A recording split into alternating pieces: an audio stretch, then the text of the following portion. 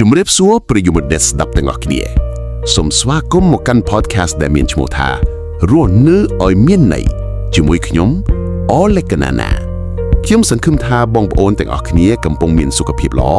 និងមានថាមពលវិជ្ជមានក្នុងការបំពេញការងារប្រចាំថ្ងៃបងប្អូនប្រិយមិត្តទាំងឡាយនៅក្នុងដំណើរជីវិតរបស់យើងម្នាក់ៗតើបងប្អូនធ្លាប់សង្កេតឃើញទេ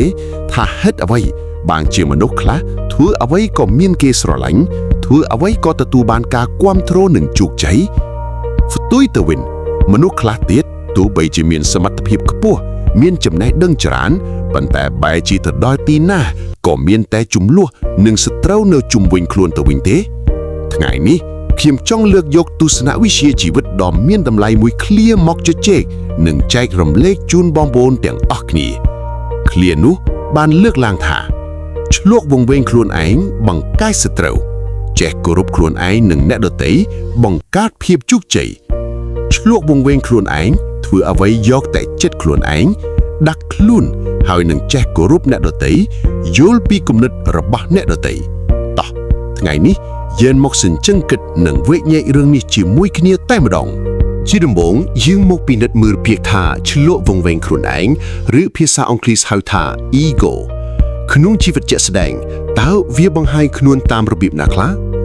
មនុស្សដែលឆ្លួកវង្វេងខ្លួនឯងគឺពួកគាត់តែងតែយល់ថាខ្លួនឯងត្រូវជានិច្ចខ្លួនឯងពូកែជាងគេនិងមានតម្លៃជាងអ្នកដទៃ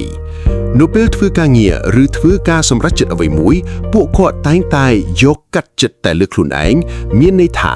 យកអារម្មណ៍និងគំនិតរបស់ខ្លួនឯងជាធំដោយមិនព្រមបើកចិត្តស្ដាប់មតិយោបល់របស់មនុស្សជុំវិញខ្លួននោះឡើយ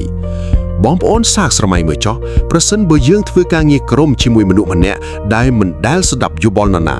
យល់តែពីគំនិតខ្លួនឯងតើយើងមានអារម្មណ៍ចង់បន្តធ្វើការជាមួយគាត់ទៀតទេពិតណាស់គឺមិនចង់ទេនេះហើយជាឫសគល់ដែលចាស់បុរាណលោកពោលថាឆ្លួកវង្វេងខ្លួនឯងបង្កើតសត្រូវ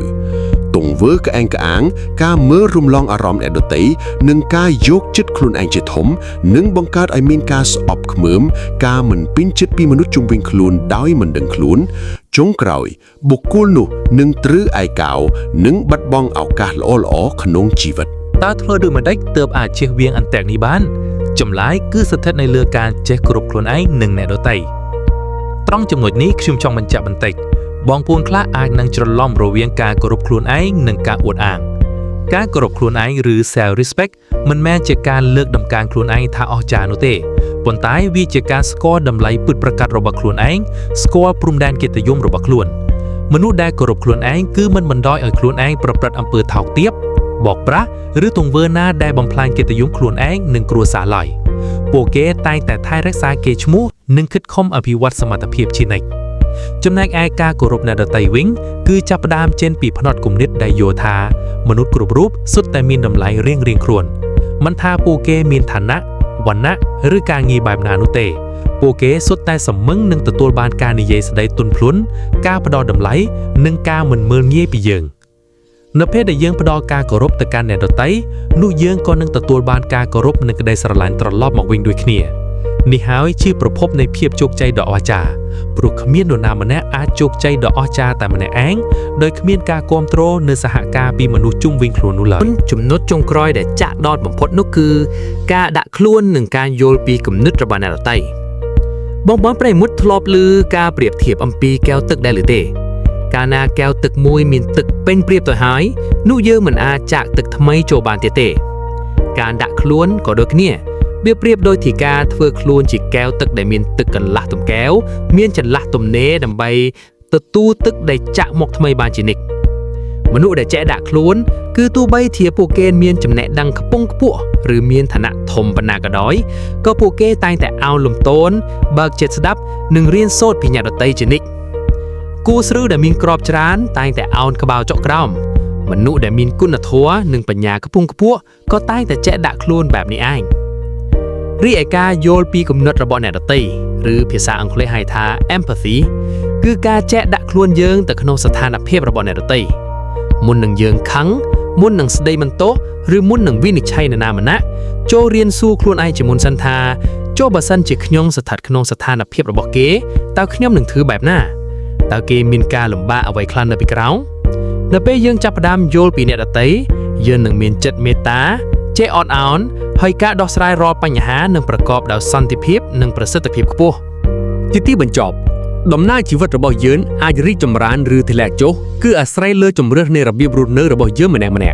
ប្រសិនបើយើងជ្រើសរើសផ្លូវនៃការឆ្លងវង្វេងខ្លួនឯងនិងយកចិត្តខ្លួនឯងជាធំផ្លូវដើររបស់យើងនឹងកាន់តែចង្អៀតពោរពេញដោយសត្រូវជម្លោះនិងភាពឯកោប៉ុន្តែប្រសិនបើយើងជ្រើសរើសយកផ្លូវនៃការដាក់ខ្លួនគោរពខ្លួនឯងនិងអ្នកដទៃ